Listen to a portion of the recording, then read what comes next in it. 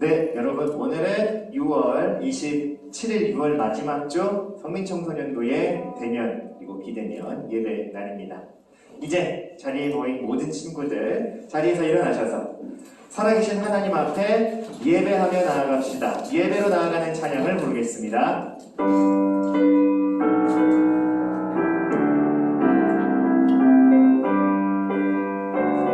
지존하신 주님 이름 앞에 지존하신 주님 이름 앞에 모든 무릎 꿇고 다 경배해 거룩하신 주님 보좌 앞에 엎드려 절하세. 예수는 그리스도 예수는 그리스도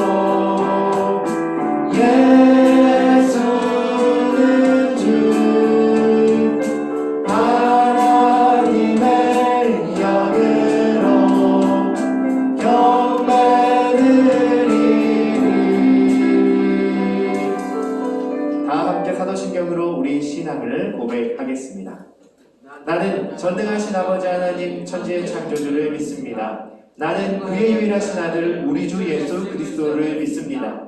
그는 성령으로 잉태되어 동정녀 마리아에게서 나시고 본디오 빌라도에게 고난을 받아 십자가에 못 박혀 죽으시고 장사된 지 사흘 만에 죽은 자 가운데서 다시 살아나셨으며 하늘에 오르시어 전능하신 아버지 하나님 우편에 앉아 계시다가 거기로부터 살아있는 자와 죽은 자를 심판하러 오십니다. 나는 성령을 믿으며 거룩한 공교회와 성도의 교제와 죄를 용서받는 것과 몸의 부활과 영생을 믿습니다. 아멘. 모두 자리에 앉아주시고요. 오늘 예배를 위해서는 김예지 선생님이 기도 인도해 주시겠습니다.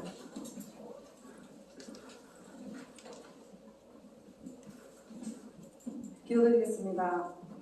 사랑의 하나님 아버지, 오늘도 저희를 주님의 전에 불러주셔서 감사합니다. 지난 한 주간 각자의 자리에서 수고하며 힘들었음에도 나를 온전히 아시고 인도해 주시는 하나님을 찬양하고 예배하러 이 자리에 나왔습니다. 축복하여 주시고 또 이번 한 주 새로운 달을 맞이하게 되며 수련회를 앞두고 있습니다. 준비하는 모든 손길을 기억하시고 그 가운데 우리 친구들이 하나님 안에서 믿음의 소망을 더욱 굳게 잡고 성장해 나갈 수 있게 주님 도와주세요. 오늘도 말씀 전하시는 이슬기 목사님을 통해 하나님을 바로 알고 바르게 섬기는 복된 예배가 되길 기도합니다. 우리를 사랑하시고 도우시는 주 예수 그리스도 이름으로 기도드립니다. 아멘.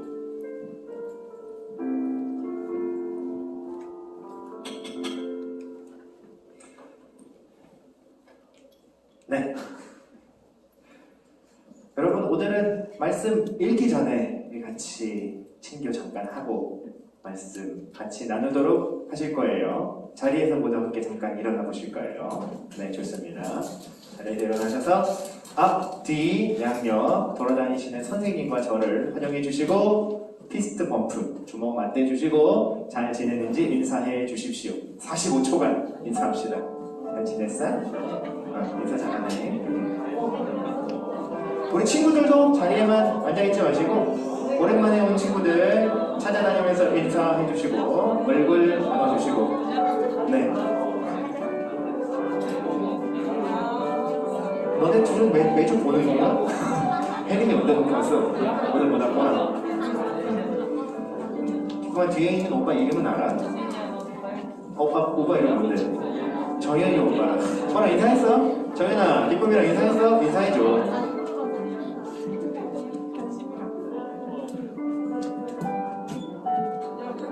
좋습니다. 서신체로 오늘의 말씀 마태복음 4장 18절에서 22절의 말씀을 한 목소리로 같이 읽어봅시다. 준비 시작. 갈릴리 해변에 다니시다가 두 형제 곧 베드로라 하는 시몬과 그의 형제 안드레가 바다에 금을 던지는 것을 보시니 그들은 어부라. 말씀하시되 나를 따라오라. 내가 너희를 사람을 낚는 어부가 되게 하리라 하시니 그들이 곧 그물을 버려두고 예수를 따르니라. 거기서 더 가시다가 다른 두 형제 곧 세베대의 아들 야고보와 그의 형제 요한이 그의 아버지 세베대와 함께 배에서 금을 깁는 것을 보시고 부르시니 그들이 곧 배와 아버지를 버려두고 예수를 따르니라. 아멘. 자리에 앉겠습니다. 제가 선생님 한 분, 친구 한 사람을 지목해서 한 가지 질문을 할게요, 여러분. 먼저 선생님 중에 우리 저랑 지금 눈이 딱 마주쳐서 우리 예배실 밖에 앉아 계신 임종 선생님께 질문 한번 드려볼게요. 자, 저기까지 갈 수 있거든요, 여러분 이제. 임종 선생님이 선생님이 생각하는 친구란 뭐뭐다라고 한번 말씀해 주실 수 있을까요? 친구란 마음을 나눌 수 있고 밥을 같이 먹을 수 있고 밥 먹을 때 돈을 내어줄 수 있는 친구. 박수 주세요. 자, 그러면 이에 맞서는 이에 맞선 우리 친구들 중에는 다윤이에게 한번 물어보겠습니다. 다윤이가 생각하는 우리 중3 다윤이가 생각하는 친구란 어떤 존재다, 뭐뭐뭐다라고 한번 얘기해 줄까요? 같이 노는 거. 다시. 같이 노는 거. 같이 노는 거, 통하고 놀 수 있는 사람. 박수 한번 주세요.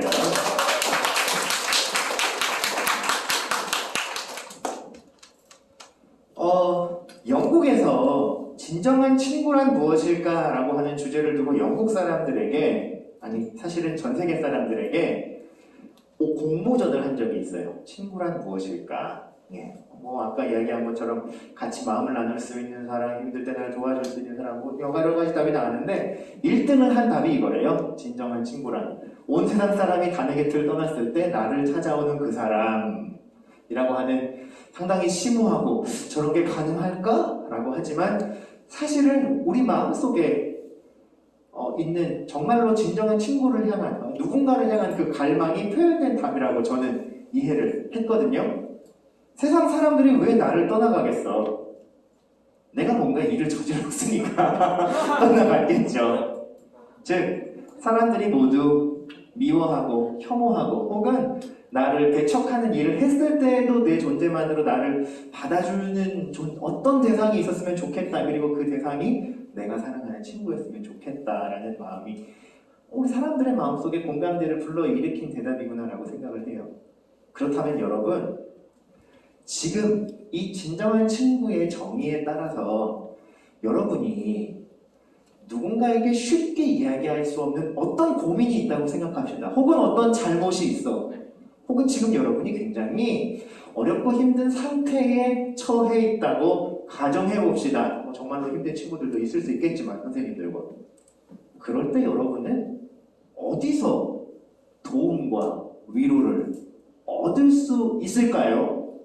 어딜까요, 여러분? 솔직하게 얘기해 보세요. 하나님께 기도합니다. 이렇게 공과책 모범 답안에 써있는 것 같은 답안 말고요. 진짜 2021년 부산 사하구에서 여러분의 인생을 살아가고 있는 너의 목소리로 한번 대답해 보세요. 힘들 때 여러분은 누구에게 도움과 위로를 얻지? 엄마. 진짜 대답했어. 진짜 대답했어. 존재가 있다면 상당히 감사한 일이죠. 2019년에 이번에는 한국통계청에서 청소년들에게 설문조사를 했어요. 자기의 고민을 어떻게 해결해요? 누구에게 그 고민들을 털어놓고 답을 얻나요? 라는 이 질문에 실제 답변이 이렇게 나왔어요. 2019년 통계청에서 나왔던 자료를 토대로 한국기독신문에서 지난 2019년에 발표한 보도 자료예요. 인터넷에 있어. 고민 상담 대상으로는 부모님이 28%, 엄마, 그제? 친구와 동료가 49%, 그리고 스스로 해결, 극복, 말하는 친구들이 13.8%였어요. 그거보다 조금 더 근본적인 문제를 물어봤어요. 내가 정말로 힘들거나 우울할 때 도움을 청할 수 있는 사람, 그리고 청하면 받을 수 있겠다라고 생각되는 사람이 있나요? 라는 질문에 90%의 친구들이 있다고 했고 10%는 없다고 했어요. 그리고 자기의 여가 시간, 그 중에서도 10대와 20대들이 한 주간에 인터넷 웹에 접속해서 보내는 시간들을 알아보니까 2014년과 2018년 4년의 기간 동안 10대는 약 3.1%, 4% 정도, 20대들도 거의 4%의 비율로 점점 늘어가고 있는 거죠. 우리 10대 친구들의 인터넷 사용 시간을 보니까 약 18시간인데 월화수목금토일 7로 나누면 하루에 2.5시간이 넘는 시간을 인터넷에 소비하고 있는 거예요. 근데 여러분 여기서 잘 보면 친구와 부모뿐만 아니라 이 친구들이 서로 부모님은 일단 번외로 치고 본인들에게는 경험도 있고 사랑도 있고 애착도 있지만 그러니까 그 외에 친구와 동료들 그리고 자기 스스로 해결한다는 퍼센티지를 합치면 60%가 조금 넘잖아요.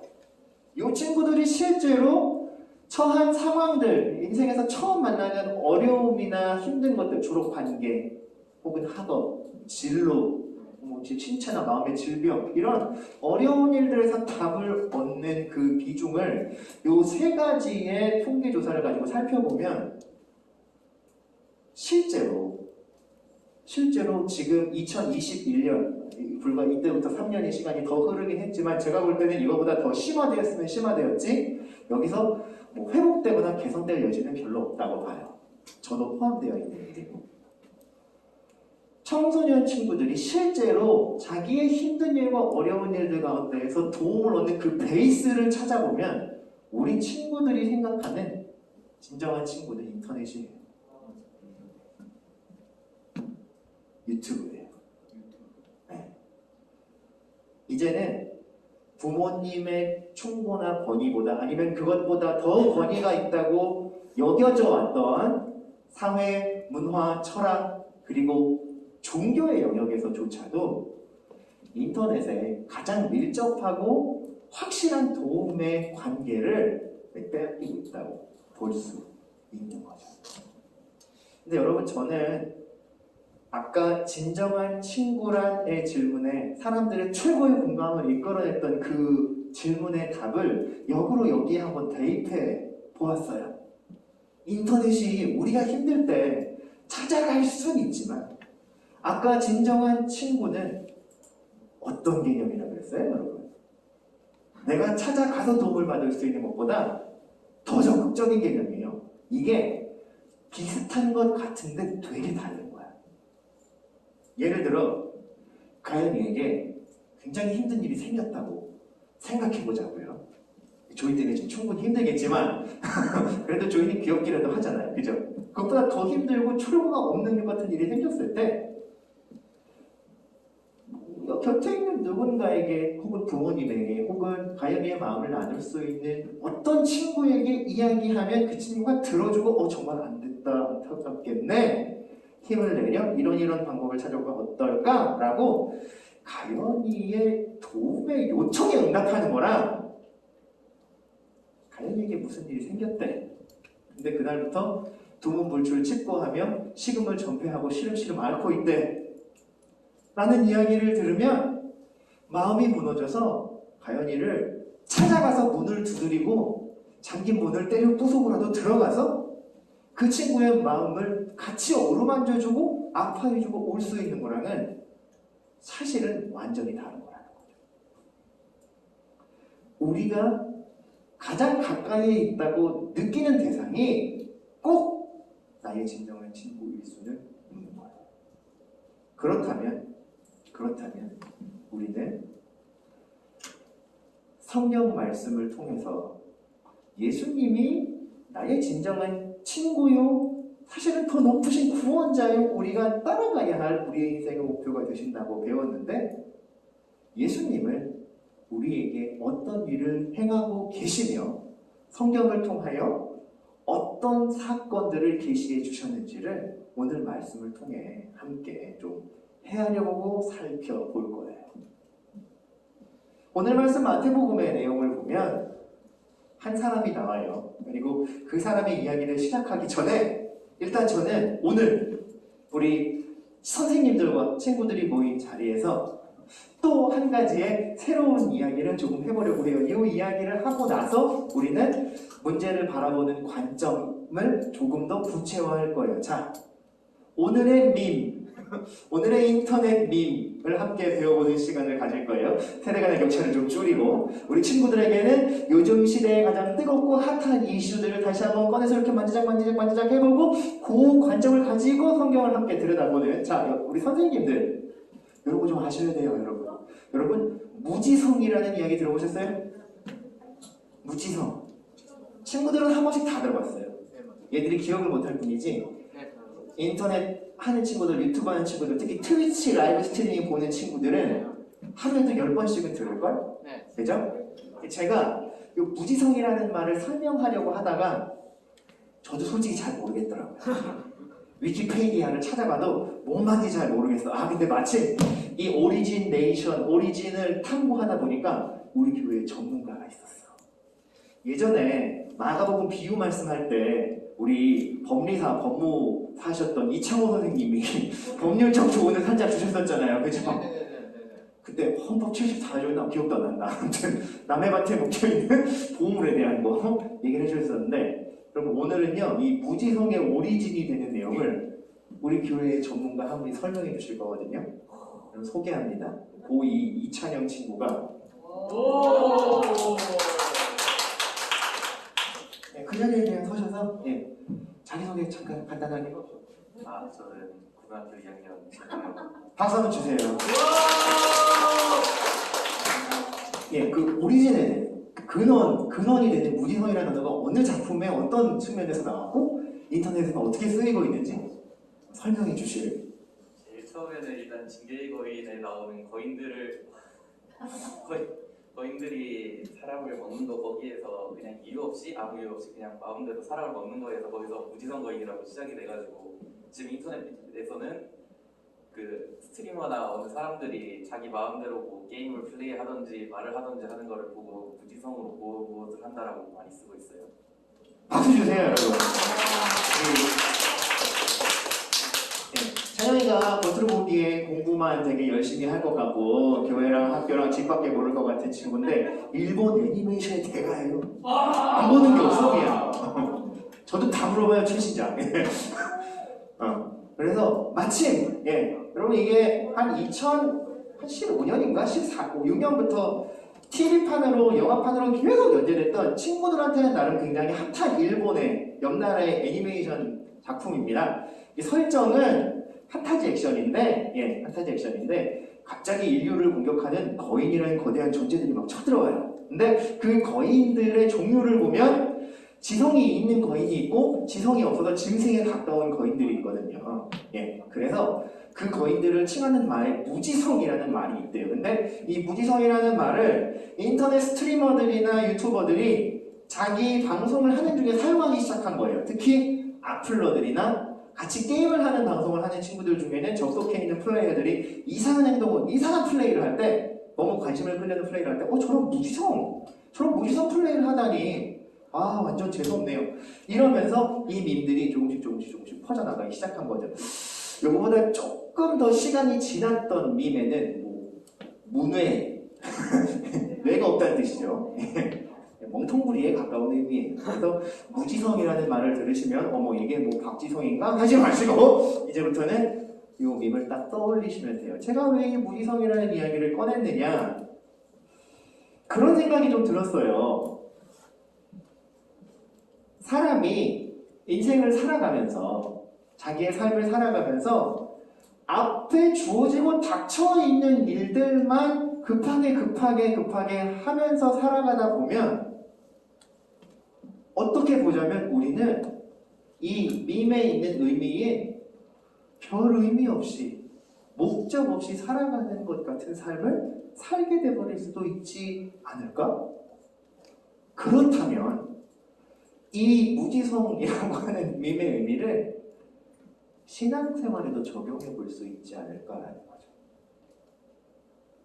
매주일 별 생각 없이 교회를 왔다 갔다 하는 것, 예배에 참석한 것으로 내 신앙생활의 의무를 다했지. 난 교회 다니지. 예수님 믿어. 있어 라고 말을 하지만 실제로 그 사람의 삶의 행실들과 단면들을 살펴보면 목적이 이끄는 행동들이나 이유가 있는 행동들을 찾기가 힘든 거야. 특히 신앙생활의 영역에서. 그렇다고 한다면 제가 여러분 중에 누군가를 지목해서 이 말을 하는 건 절대 아니에요. 만약에 그런 사람이 있다면 그 사람의 인생과 신앙생활은 굉장히 불행하다고 할 수 있겠죠. 그런데 오늘 본문 말씀에 나오는 이게 본문 말씀이 아니라 저희가 네, 완결은 됐대요. 최근에 4기까지 해서 맞나요? 애니메이션은 안 봤어요. 역시 전문가예요. 네. 자, 오늘 본문의 말씀에 나온 이 베드로라고 하는 사람, 저는요 이 사람이 무지성이다라고 못 박을 수는 없지만 적어도 예수님을 만나는 특별한 사건이 일어나기 전까지 베드로의 삶에서 가장 중요한 일을 꼽으라고 한다면 오늘도 배 타서 물고기 몇 마리나 더 잡을까가 아니었을까 라고 유추해보게 돼요. 그거 자체가 나쁜 건 아니죠. 나쁜 건 아니죠. 하지만 각 사람의 삶에는 인간이라고 하는, 생명이라고 하는 이 고유한 개체와 존재에게는 부여되어 있는 더 높은 수준의 삶과 의미와 목적이 있잖아. 그걸 외면하거나 혹은 깨닫지 못하고 살아가는 삶에게는 자기 스스로 깨달을 수 있는 그 한 번의 만남, 한 번의 깨달음, 자기의 삶이 송두리째 바뀌어버릴 수밖에 없는 그 경험이 굉장히 필요한 거예요. 이 사람의 이름은 베드로예요. 공부 잘 못해요. 부자 아니에요. 근데 여러분, 최근에 연구 결과를 살펴보면 당시 갈릴리 호수, 지금 이스라엘에도 갈릴리 호수 지역이 있죠. 게네사렛 마을이 있고 거기서 전통적으로 어부업을 해왔던 사람들은 대부분 가업으로 이었던 사람이에요. 5대 6대째씩. 그리고 배도 가지고 있고요. 먹고 살기에는 별 문제가 없는 사람이에요. 현찰을 많이 만지는 상인 계급 정도의 수준을 유지하고 있었을 것이다. 거기서 간당간당한 거예요. 별 문제 없죠. 그리고 물고기 잡는 일에 자기의 삶을 올인해버린 이 사람, 바로 이 베드로를 오늘 본문 말씀을 보면 예수님은 뜬금없이 찾아오셔서 정말로 뜬금없이 밤새도록 그물을 내리고 그물을 깃고 고기가 하나도 없어서 지금 거의 여기 밖으로 나오지만 않았지 목구멍까지 차 있는 아침나절에 한번 생각해봐. 그물을 밤새도록 던졌는데 고기가 한 마리도 안 올라왔는데 아침에 그물 정리해야 오늘 밤에 또 던질 거 아니야. 그럼 그물 정리하고 싶겠어? 그쵸, 진짜 똥 씹은 표정으로 그 일을 하고 있는 베드로와 베드로의 동료들에게 예수님 찾아오셔서 별 시덥지 않은 이야기 같은 이야기를 전하신 거예요. 나는 오늘 너희들을 사람 낚는 업으로 부를 것이다. 사복음서의 여러 사건들을 살펴보면요, 마태복음의 내용에서는 잠깐 생략되어 있지만 예수님이 제자들을 처음 만났을 때 베푸신 이적에 대한 기사들이 있어요. 찐텐바이블 읽은 친구들은 기억날 거예요. 예수님이 밤새 그물 내리고 한 마리도 고기를 못 잡았던 이 어부들에게 특별한 미션을 주세요. 깊은 데 가서 그물 내려 고기를 잡아보렴이라고 저 강변에서 이야기하신 거예요. 그런데 어부들은 그야말로 믿져야 본전이지 하는 심정으로 베드로가 뭐라고 대답하냐면, 주님, 제가 평생을 갈릴리 바다에서 어업한 사람이고 깊은 데 가면 고기가 없는 건 알거든요. 하지만 말씀하셨더니 한 번은 해보겠습니다. 허허허 하면서 내가 전문가인데 그래가지고 이거 보세요. 고기가 하나도 고기가 하나도 이게 왜 안 올라와? 걸렸네. 하고 나서 건져보니까 그물이 찢어질 만큼 고기가 잡힌 걸 보고 이분 이상한 분이다. 이분 범상치 않은 분이다.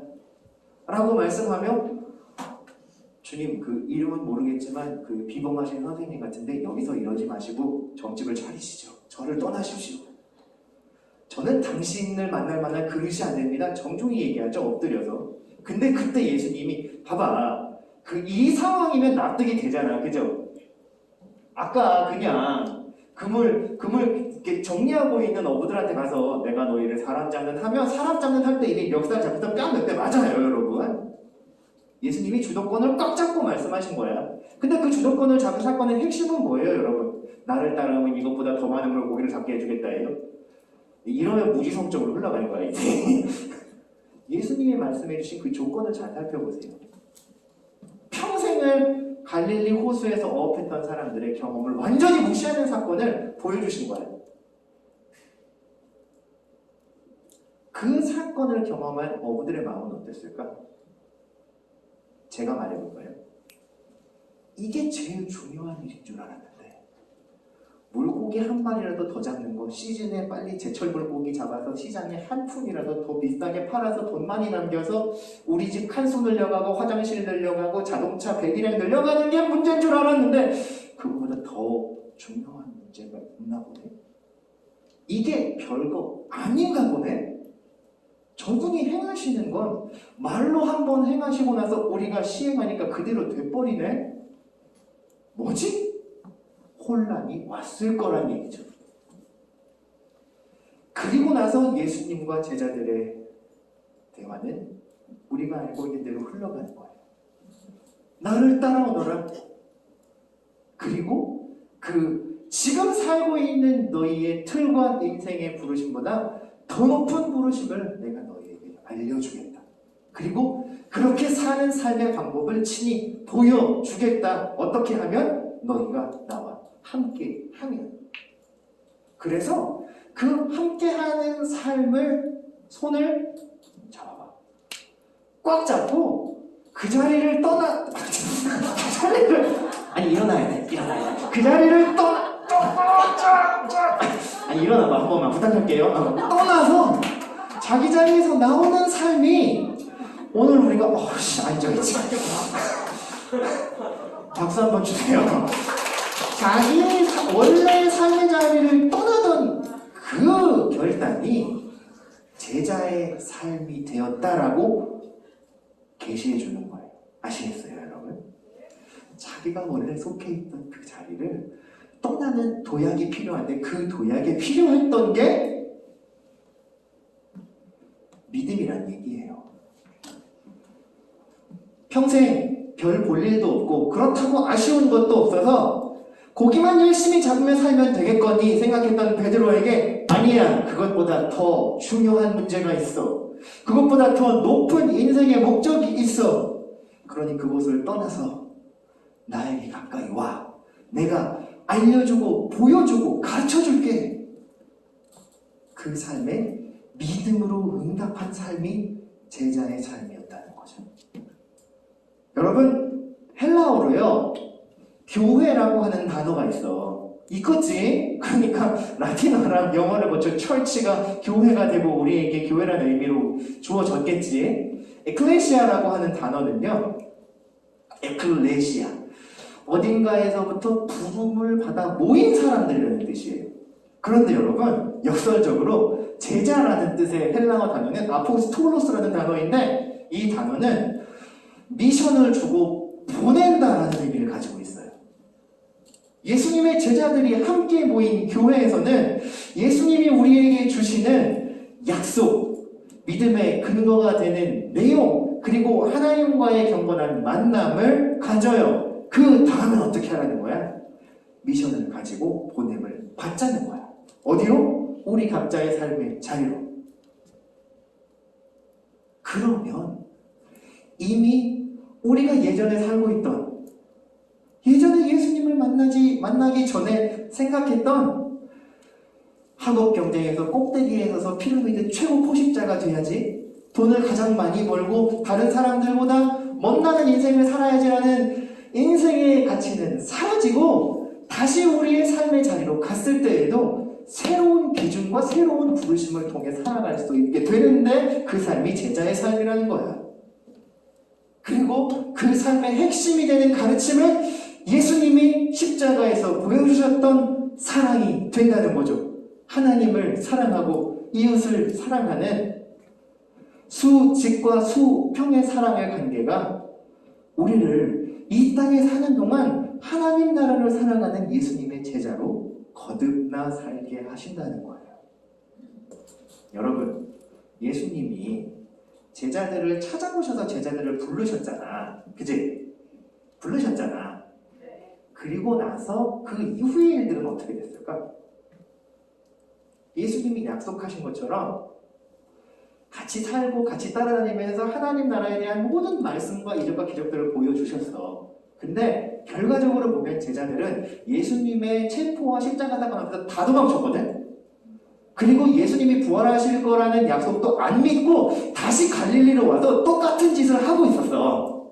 물고기 막 퍼나르고 있었어. 근데 그때 부활하신 예수님이 어떻게 하셨는지 알아? 다시 그 배에 오르셨어. AS가 가능하다는 거. 애프터 서비스를 해주셨어. 우리 인생에 이런 예수님이 처음 찾아오셨을 때의 사건뿐만 아니라 이런저런 애프터 서비스가 필요한 거야. 딸과 제가 그런 애프터 서비스를 경험했다는 생각이 들더라고요. 그리고 중요한 건 하나님은 우리에게 사랑할 명령을 주셨지만 그 사랑을 받아들이지 않고 무시하고 조롱하고 예수님의 사랑을 의심하는 사람들의 가르침을 거부할 수 있는 권세도 주셨어. 옳지 않은 일이 있다면 목소리를 낼 줄 아는 것도 옳은 것을 사랑하는 제자의 삶에서 반드시 필요한 역할이야. 우리 친구들이나 선생님들이나 저는 쉽게 오해해. 예수님이 서로 사랑하라 라고 하면 그 사람의 잘못된 모습이나 옳지 않은 모습까지 다 포용해줘야 된다고 생각해. 물론 기다려줘야지, 용인해줘야지. 하지만 옳지 않은 건 옳지 않다고 이야기해야 돼. 한 거 해야 돼. 같이 칼을 들고 할 수 없다 할지라도 불의한 일이 있을 때라면 여러분이 생활하는 학교에서 불의가 판치지. 부당함이 판치잖아. 친구들의 관계에서. 여러분, 친구들의 관계가 정말로 공평하고 평등해요? 아니요. 남자친구들 그래요? 아니요. 근데 그러면 안 되잖아. 사람이 왜 이유 없이 사람을 괴롭혀? 이유 없이 미워하고 힘이 없으면 얻어맞고 따돌림 당하는 게 왜 어쩔 수 없는 일이야? 그건 옳지 않은 일이야.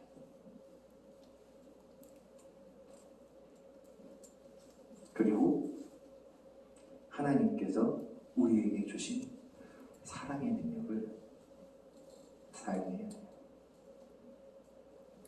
받아들이고 용인하는 것도 있지만 불의하고 옳지 않은 것을 제대로 분별했다면 먼저는 내 삶에서 그것을 멀리해야 하고 하나님의 심판과 하나님의 판단과 하나님의 손길이 빨리 임하여 그것들을 회복시켜달라고, 그리고 내가 할 일을 찾게 해달라고 외칠 수 있는 예수님의 제자들이 되기를 바라요. 하나님의 선하신 능력이 여러분의 학교 생활과 가정 생활, 학원 생활, 일상의 모든 생활의 영역에서 예수님을 만나는 만남으로부터 시작된 이 놀라운 변화들을 계속해서 일으켜 주시기를 축원하고요. 잘못될 때 있지. 올바른 목소리, 용기가 없어 못 낼 수 있지. 하지만 그때마다 다시 찾아오셔서 AS 해주시고 여러분을 용기 주시고 북돋아 주시고 때로는 책망하시고 힘내라, 너와 함께한다 말씀해 주시는 신실하신 하나님과 함께하는 믿음의 청소년들, 믿음의 선생님들이 되기를 우리 하나님은 원하고 계세요. 기도하겠습니다. 사랑의 하나님, 감사해요. 오늘 들려주신 제자도의 말씀, 그리고 우리가 살아가고 있는 일상의 삶들 가운데에도 하나님을 사랑하고 우리의 이웃과 형제 자매들을 섬기며 불의와 옳지 않은 일 앞에서는 하나님의 선하신 섭리와 일하심을 그리고 옳은 목소리를 위하여 일어날 수 있는 믿음의 친구들이 되기를 축복해요. 예수님의 제자로 살아가도록 힘주시고 은혜 주시고 능력을 더하여 주시고 이 여름 우리 친구들 지치지 않도록 믿음의 힘도 육신의 힘도 충만하게 허락해 주세요. 예수님의 이름으로 기도합니다. 아멘. 예, 지금 이 시간은 우리 함께 준비한 예물을 드리는 시간입니다. 우리 김창곤 선생님과 김미선 선생님 헌금위원으로 봉사해 주시면 감사하겠습니다. 나는 예배자입니다. 찬양하며 준비한 예물 드립시다. 함께 찬양합니다. 나는 예배자입니다. 나는 하나님을 예배하는 예배자입니다.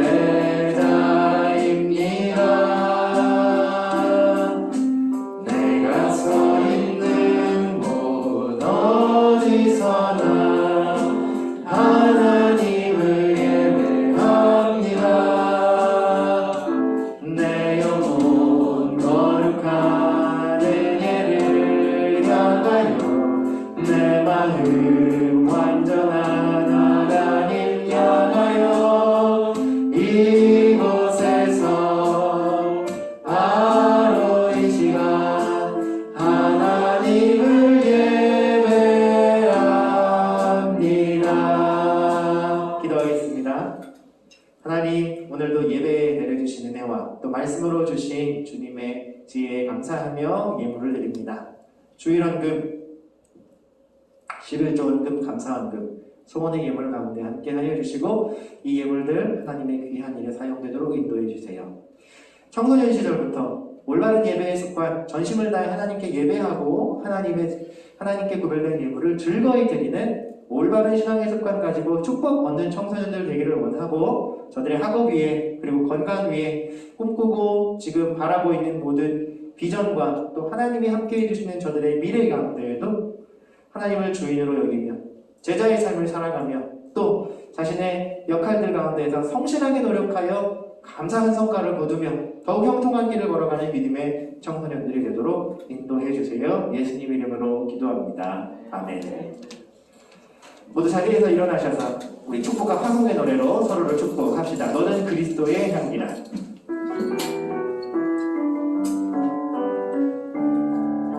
너는 그리스도의 향기라. 너는 그리스도의 편지라.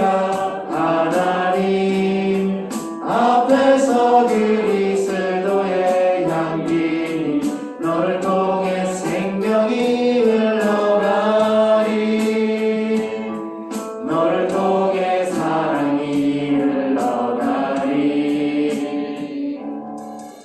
주 예수 그리스도의 은혜와 하나님의 사랑과 성령의 교통하심이 예수님의 부르심을 따라 만남과 변화 그리고 삶의 참된 목적을 깨닫고 제자의 삶을 살아가기 원하는 쓰러지고 무너질 때에도 다시 나를 찾아오시는 예수님을 나의 인생의 진정한 친구여 참 구주로 섬기기 원하는 사랑하는 성인 청소년들과 선생님들의 머리 위에 이제와 영원토록 함께 계실지어다.